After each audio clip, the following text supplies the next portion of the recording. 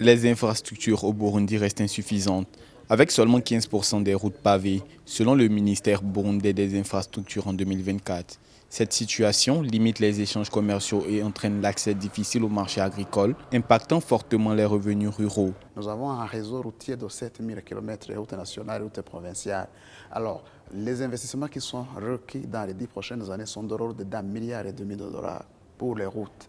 Et encore une fois, la question que nous avons posée, la problématique qu'on a posée auprès des investisseurs, c'est de dire, si on ne met pas son 1,5 milliard dans les routes, ce qu'on va perdre en termes de carburant qu'on utilise, si on dépense près de 30 millions de dollars juste pour la consommation de carburant. Le secteur agricole, qui emploie 80% de la population, souffre d'une faible mécanisation et de rendement limité.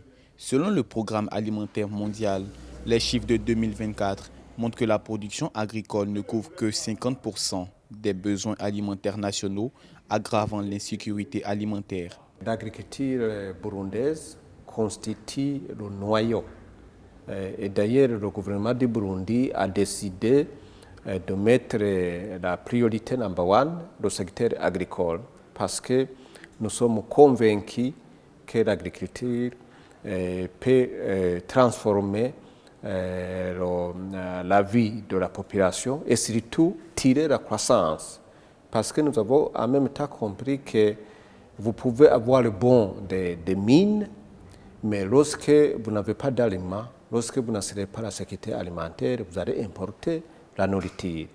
Pour surmonter ces défis, le Burundi doit renforcer ses investissements dans les infrastructures et moderniser l'agriculture.